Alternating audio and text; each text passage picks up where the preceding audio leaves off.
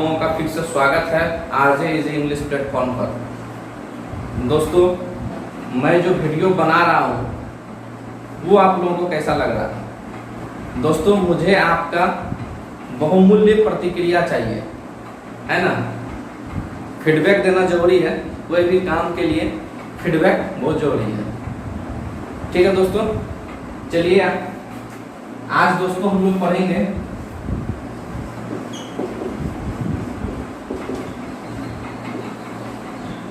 Adjective के बारे में। एडजेक्टिव किसे कहते हैं? नाउन और प्रोनाउन को जो वर्ड क्वालिफाई करता है उसको एडजेक्टिव बोलते हैं। हिंदी में जो हम लोग बचपन में पढ़े हैं, नाउन और प्रोनाउन की विशेषता बतलाने वाले शब्द को विशेषण कहते हैं, एडजेक्टिव।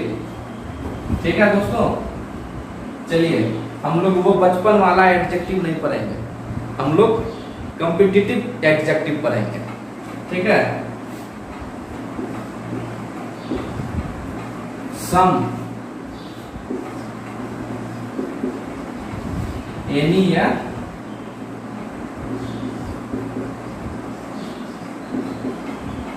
Any other. शुरू करते हैं हम लोग सम, एनी और एनी अदर से। ठीक है दोस्तों, सम और एनी का मीनिंग जो है हिंदी में एक ही होता है। वो मीनिंग होता है कुछ, कोई, है ना। हिंदी में सम और एनी का मीनिंग जो है एक ही होता है, लेकिन इंग्लिश में, इंग्लिश ग्रामर में इनका यूज जो है वो अलग अलग जगहों पर करते हैं। ठीक है, इनका यूज जो है कहां कहां हम लोग करेंगे उसके बारे में हम लोग जानेंगे। ठीक है, तो सम, एनी और एनी अदर। दोस्तों, सम का प्रयोग जो है हम लोग अफर्मेटिव सेंटेंस में करते हैं। एक पॉजिटिव सेंटेंस होते हैं जिसको हम लोग अफर्मेटिव सेंटेंस बोलते हैं, एक नेगेटिव सेंटेंस होते हैं, एक इंट्रोगेटिव सेंटेंस होते हैं, है ना। तो अफर्मेटिव सेंटेंस में हम लोग सम का प्रयोग करते हैं। ठीक है, मतलब पॉजिटिव सेंटेंस में। एनी और एनी अदर का प्रयोग हम लोग निगेटिव सेंटेंस में करते हैं। ठीक है, जिस सेंटेंस में कोई निगेटिव वर्ड आ गया, जैसे निगेटिव वर्ड क्या होता है? नॉट, है ना। जो निगेटिव वर्ड सेंटेंस में आ गया और सेंटेंस को निगेटिव कर दिया, उस सेंटेंस में हम लोग एनी या एनी अदर का प्रयोग करेंगे। ठीक है, सम का प्रयोग हम लोग सिंगुलर नाउन के भी पहले करते हैं और प्लूरल नाउन के भी पहले कर सकते हैं। एनी और एनी अदर का भी प्रयोग सेम है, सम का प्रयोग जैसे है सिंगुलर नाउन और प्लूरल नाउन के साथ, दोनों के साथ, उसी तरह एनी और एनी अदर का भी प्रयोग दोनों के साथ, सिंगुलर नाउन और प्लूरल नाउन दोनों के साथ। ठीक है, चलिए अब कुछ एग्जांपल्स हम लोग देखते हैं। एग्जांपल्स हम लोग बेहतर तरीके से इसको समझ पाएंगे। ठीक है, अब हम लोग एग्जांपल देखते हैं। She is not putting any pens in the box. किसका प्रयोग हुआ है दोस्तों? एनी का। एनी और एनी अदर का प्रयोग हम लोग निगेटिव सेंटेंस में करते हैं। ठीक है, तो निगेटिव सेंटेंस है क्योंकि नॉट लग गया तो सेंटेंस क्या हो गया? निगेटिव हो गया। एग्जाम में क्या करते हैं? एनी की जगह सम लगा के प्रॉब्लम्स दिए जाते हैं, तो सम नहीं होंगे, क्या होंगे?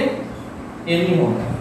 ठीक है, इसी सेंटेंस को अगर हम लोग पॉजिटिव कर देंगे तो सम का प्रयोग हो जाएगा। ठीक है, जैसे एक एग्जांपल और लिख देता हूं मैं। She is putting some pens in the box. आ गया समझ में? यह सेंटेंस कौन सा सेंटेंस हो गया मेरा? अफर्मेटिव सेंटेंस हो गया, पॉजिटिव सेंटेंस हो गया। ठीक है, कुछ भी बोल सकते हैं। तो तो इसमें मैंने क्या लगा दिया, सम। अगर अफर्मेटिव सेंटेंस में अगर एनी है तो सेंटेंस गलत हो जाएगा। ठीक है, क्लियर। चलिए अब आगे देखते हैं। तो हम लोग यहाँ तक पढ़ चुके हैं कि अफर्मेटिव या पॉजिटिव सेंटेंस में सम का प्रयोग करते हैं, नेगेटिव सेंटेंस में एनी या एनी अदर का प्रयोग करते हैं। सम और एनी का हिंदी मीनिंग एक ही होता है, कोई या कुछ। ठीक है, तो दो सेंटेंस को हम लोगों ने कवर कर लिया, अफर्मेटिव और नेगेटिव। अब हम लोग एक सेंटेंस और बच गया है, वो सेंटेंस है इंट्रोगेटिव। इंट्रोगेटिव में सम और एनी का जो है क्या रूल है दोस्तों। इंट्रोगेटिव में ऐसा कोई स्पेसिफिक रूल नहीं है कि सम का प्रयोग होगा या एनी का प्रयोग होगा। अगर सेंटेंस इंट्रोगेटिव का है तो हम लोग सम का भी प्रयोग कर सकते हैं और एनी का भी प्रयोग कर सकते हैं। ठीक है, इंट्रोगेटिव सेंटेंस में कोई प्रॉब्लम नहीं, दोनों का प्रयोग हम लोग कर सकते हैं। ठीक है, अब एक दो एग्जांपल्स हम लोग देखते हैं तो हम लोगों को अच्छे से समझ में आ जाएगा। ठीक है, मैं एग्जांपल्स लिखता हूं।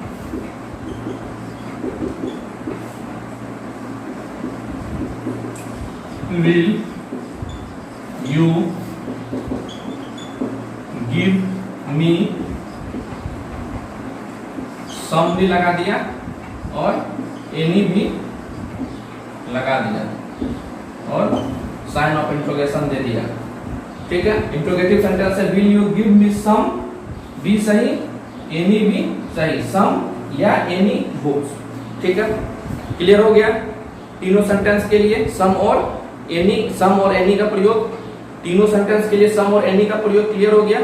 चलिए अब हम लोग आगे चलते हैं। दोस्तों ये तो हम लोग भली भांति जानते हैं कि सम का प्रयोग हम लोग सिंगुलर अनकाउंटेबल नाउन और प्लूरल काउंटेबल नाउन दोनों के लिए करते हैं। मतलब सिंगुलर अनकाउंटेबल नाउन जिसको हम लोग काउंट नहीं कर सकते हैं, और मैंने आप लोगों को पहले भी बता दिया है जिसको काउंट नहीं कर सकते हैं ना ही उसका प्लूरल बना सकते हैं और ना ही उसके आगे ए या एन का प्रयोग कर सकते हैं। ठीक है, तो सम और एनी के प्रयोग में हम लोगों को कोई कंफ्यूजन नहीं है, क्योंकि हम लोग सिंगुलर अनकाउंटेबल नाउन और प्लूरल काउंटेबल नाउन दोनों के साथ प्रयोग करते हैं। लेकिन अगर अनकाउंटेबल नाउन के साथ अगर सम और एनी का प्रयोग हो, ठीक है, तो ये सम और एनी का प्रयोग होने पे यह क्वांटिटी को शो करता है, क्वांटिटी को शो करता है। ठीक है, किसको शो करता है, क्वांटिटी को शो करता है। क्वांटिटी मतलब मात्रा। ठीक है, जो नाउन अनकाउंटेबल है उसके मात्रा को शो करता है अगर हम लोग सम और एनी का प्रयोग करते हैं। ठीक है, और अगर प्लूरल काउंटेबल नाउन के पहले अगर हम लोग सम या एनी का प्रयोग करते हैं तो यह संख्या को डिनोट करता है, मतलब नंबर को डिनोट करता है। ठीक है, तब संख्या को दर्शाता है। ठीक है, जैसे अगर हम लोग सम मनी अगर हम लोग लिखते हैं तो यहाँ क्वांटिटी को शो कर रहा है। अगर हम लोग सम बुक्स लिखते हैं तो संख्या को शो कर रहा है, सम बुक्स या एनी बुक्स। ठीक है दोस्तों, मैं एक सेंटेंस लिख रहा हूं, आप लोग बताएंगे वो सही है या गलत है। I have no any money. ये सेंटेंस दोस्तों सही है या गलत है। ये सेंटेंस जो है दोस्तों गलत है। ठीक है, ये सेंटेंस जो है गलत है। गलत इसीलिए है कि यहाँ नो भी एडजेक्टिव है और एनी भी एडजेक्टिव है। ठीक है, नाउन और प्रोनाउन को क्वालिफाई करने के लिए एडजेक्टिव की आवश्यकता होती है और एडजेक्टिव को क्वालिफाई करने के लिए एडवर्ब की आवश्यकता होती है। ठीक है, नाउन और प्रोनाउन की विशेषता बताने के लिए एडजेक्टिव चाहिए, एडजेक्टिव की विशेषता बताने के लिए एडवर्ब चाहिए। ठीक है, तो नो जो मेरा एडजेक्टिव है तो इसको क्वालिफाई करने के लिए हमको एडवर्ब चाहिए, तो वो एडवर्ब होता है नॉट। बात को समझ गया। नो भी एडजेक्टिव होता है और एनी भी एडजेक्टिव होता है, इसलिए दोनों का प्रयोग एक साथ नहीं करेंगे, एक एडवर्ब का प्रयोग करेंगे, वो होगा नॉट। तो इस सेंटेंस का सही रूप हो जाएगा I have not any money. समझ गए? समझ गए क्यों नो एनी, नो के साथ एनी का प्रयोग नहीं होगा? ठीक है, मैं यहां लिख भी देता हूं बड़ा करके, नो प्लस एनी का प्रयोग नहीं होता। ठीक है दोस्तों, हम लोग सिर्फ नो का प्रयोग करके सेंटेंस को लिख सकते हैं। जैसे हम लोग ये लिख सकते हैं, आई हैव नो मनी, ये भी सेंटेंस मेरा सही हो जाएगा। ठीक है, अगर एनी को हम लोग रिप्लेस कर देंगे तो आई हैव नो मनी हम लोग लिख सकते हैं। अब दोस्तों हम लोग पढ़ेंगे मच और मेनी के बारे में। मच और मेनी के बारे में, दोनों का ही हिंदी होता है बहुत, अधिक। ठीक है, तो मच का प्रयोग कहां करेंगे और मेनी का प्रयोग कहां करेंगे, दोनों का हिंदी मीनिंग एक ही होता है। ठीक है, तो दोस्तों मच का प्रयोग जो है, मच का प्रयोग जो है दोस्तों, हम लोग सिंगुलर अनकाउंटेबल नाउन के पहले करेंगे। सिंगुलर अनकाउंटेबल नाउन वैसा नाउन जिस नाउन को हम लोग काउंट नहीं कर सकते हैं। ठीक है, मेनी का प्रयोग जो है वो प्लूरल काउंटेबल नाउन के पहले करेंगे। ठीक है, जिस नाउन का हम लोग प्लूरल बना सकते हैं और जो प्लूरल स्टेट में है उसके पहले हम लोग मेनी का प्रयोग करेंगे। ठीक है, अब एक दो सेंटेंस देख लेते हैं। मैं एग्जांपल लिख रहा हूं, I don't have much money to spend on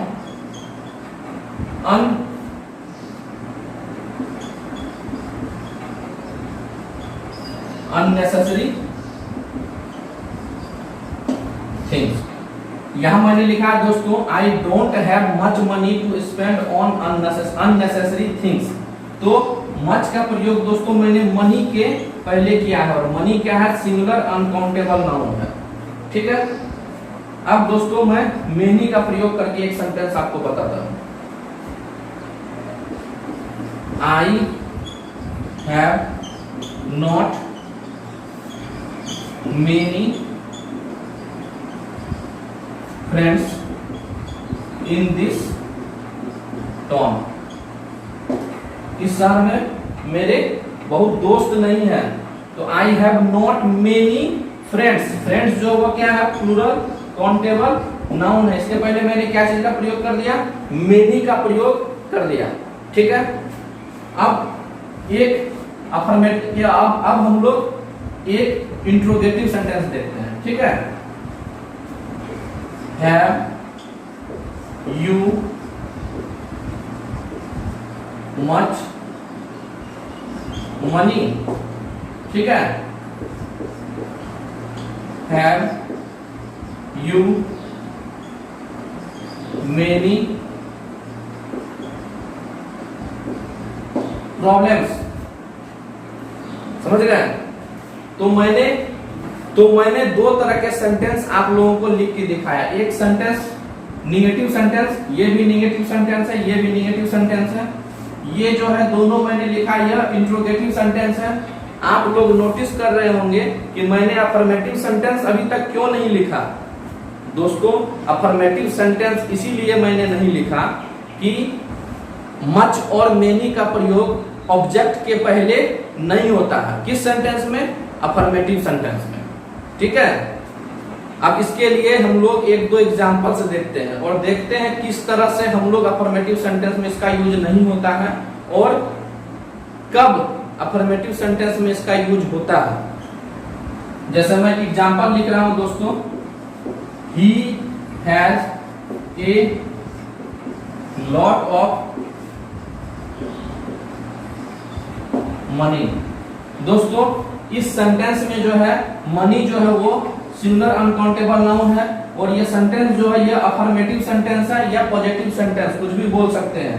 तो मनी के पहले दोस्तों मैंने मच का प्रयोग नहीं किया, मैंने किसका प्रयोग किया? ये लॉट ऑफ का प्रयोग किया, क्योंकि मैंने आप लोगों को बता दिया है कि अफर्मेटिव सेंटेंस में मच और मेनी का प्रयोग ऑब्जेक्ट के पहले नहीं किया जाता है। मच और मेनी का प्रयोग ऑब्जेक्ट के पहले नहीं किया जाता अफर्मेटिव सेंटेंस में। इसको हम लोग he has a lot of money भी सही है, ये सेंटेंस जो है मेरा सही है। He has plenty of money भी हम लोग लिख सकते हैं, he has plenty of money भी हम लोग लिख सकते हैं। अब हम लोग मेनी पे एग्जांपल्स देख लेते हैं। आई नो मेनी मैन, कौन सा मैन? मैन का प्लूरल MEN, इसके पहले क्या लगा दिया? मेनी, तो यह ऑब्जेक्ट के पहले यूज नहीं होगा अफर्मेटिव सेंटेंस में, तो ये मेरा सेंटेंस गलत हो गया। इसको हम लोग सही करेंगे तो हम लोग क्या लिखेंगे? आई know a lot of man. ठीक है, समझ रहे हैं आप लोग? कोई या दोस्तों I know a lot of man या I know a large number of man, ऐसे भी लिख सकते हैं। I know a large number of man. ठीक है,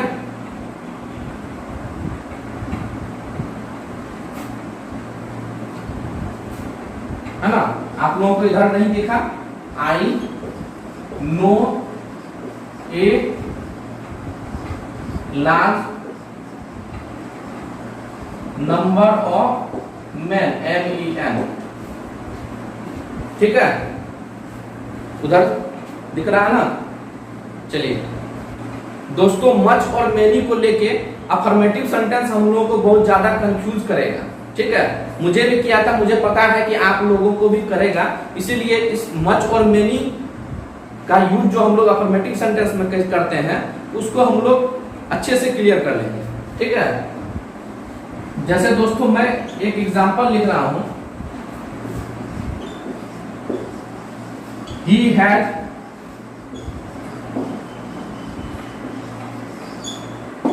had much money। दोस्तों ये सेंटेंस अफर्मेटिव है और ऑब्जेक्ट के पहले जो है मच का प्रयोग हो गया, तो ये सेंटेंस जो मेरा गलत हो गया। ठीक है, ओके। अब दोस्तों चूंकि मच का प्रयोग जो है ऑब्जेक्ट के पहले किया गया है, इसीलिए अफर्मेटिव सेंटेंस में ये गलत हो गया।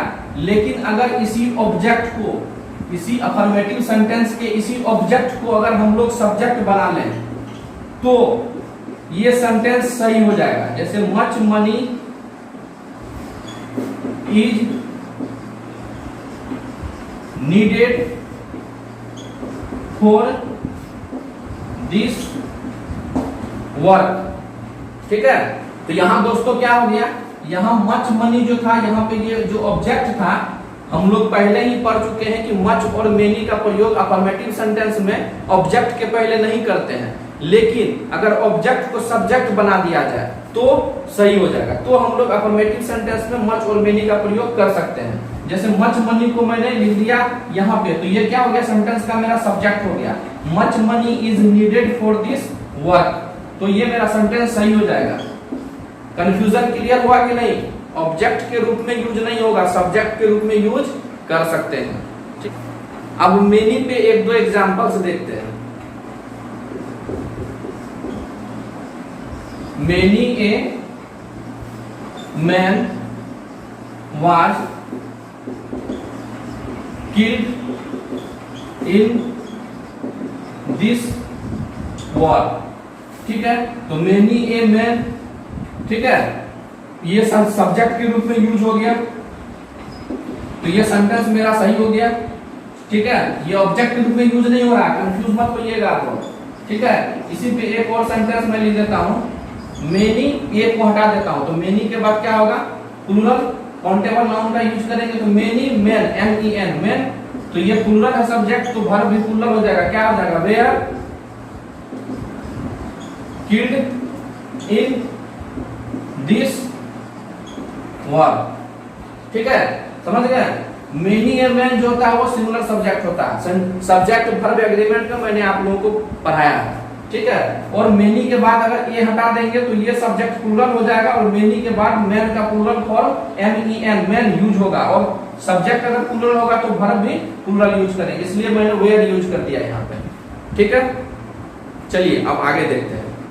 मैंने आप लोगों को पहले ही बता दिया कि अफर्मेटिव सेंटेंस में ऑब्जेक्ट के पहले मच और मेनी का प्रयोग हम लोग नहीं करते हैं। अभी जो मैंने जस्ट आप लोगों को बताया वो कंडीशंस हैं, वो जो है कुछ कंडीशन है कि अफर्मेटिव सेंटेंस में भी मच और मेनी का प्रयोग किया जा सकता है। पहला कंडीशन मैंने आप लोगों को क्या बताया कि अगर सब्जेक्ट के रूप में अगर हम लोग यूज कर लेंगे तो अफर्मेटिव सेंटेंस में भी हम लोग मच मेनी का प्रयोग कर सकते हैं। ठीक है, और दूसरा कंडीशन कंडीशन टू मैं आप लोगों को बता रहा हूं। ठीक है, बस दो ही कंडीशन है, ज्यादा कंडीशन नहीं है, इसीलिए आप लोग घबराइए मत कि कितने सारे कंडीशन है, घबराने की कोई आवश्यकता नहीं है, बस दो ही कंडीशन है। ठीक है, एज T-O-O के बाद जो है हम लोग मच या मेनी का प्रयोग अफर्मेटिव सेंटेंस में कर सकते हैं। सो एज टू के बाद मच और मेनी का प्रयोग हम लोग अफर्मेटिव सेंटेंस में कर सकते हैं। ठीक है, ओके। और सेंटेंस में सब्जेक्ट के बाद अगर वंडर WONDER वंडर या डॉट का प्रयोग हो इसके बाद सब्जेक्ट के बाद, तो भी हम लोग अफर्मेटिव सेंटेंस में मच और मेनी का प्रयोग कर सकते हैं। सब्जेक्ट के बाद अगर वंडर और डाउट का प्रयोग हो सेंटेंस में तो हम लोग अफर्मेटिव सेंटेंस में भी मच और मेनी का प्रयोग कर सकते हैं। ठीक है, बस खत्म, यही इसके बाद और कुछ नहीं है। इसके बाद आप लोग मत घबराइएगा। ठीक है, घबराने की आवश्यकता नहीं है, आप कंप्लीटली खत्म। ठीक है, अब हम लोग एग्जांपल्स देखेंगे। दोस्तों मैंने कुछ एग्जांपल्स लिखा है, चलिए एग्जांपल्स को क्लियर करते हैं। ठीक है, I wonder whether you have many friends. दोस्तों ये सेंटेंस जो है अफर्मेटिव सेंटेंस है और इस सेंटेंस में मेनी का प्रयोग किया गया है फ्रेंड्स के पहले, मतलब ऑब्जेक्ट के पहले। तो मैंने आप लोगों को रूल बता दिया था कि वंडर और डाउट अगर सब्जेक्ट के बाद यूज हो तो उस अफर्मेटिव सेंटेंस में हम लोग मच और मेनी का प्रयोग करते हैं। ठीक है, अब हम लोग नेक्स्ट सेंटेंस पे आते हैं। I doubt if she has much beauty. इस सेंटेंस में भी दोस्तों मच का प्रयोग किया गया है ब्यूटी के पहले। ब्यूटी अनकाउंटेबल नाउन है, तो मैंने आप लोगों को बता दिया था कि अगर सेंटेंस में डाउट का प्रयोग हो सब्जेक्ट के बाद तो हम लोग अफर्मेटिव सेंटेंस में भी मच और मेनी का प्रयोग करते हैं।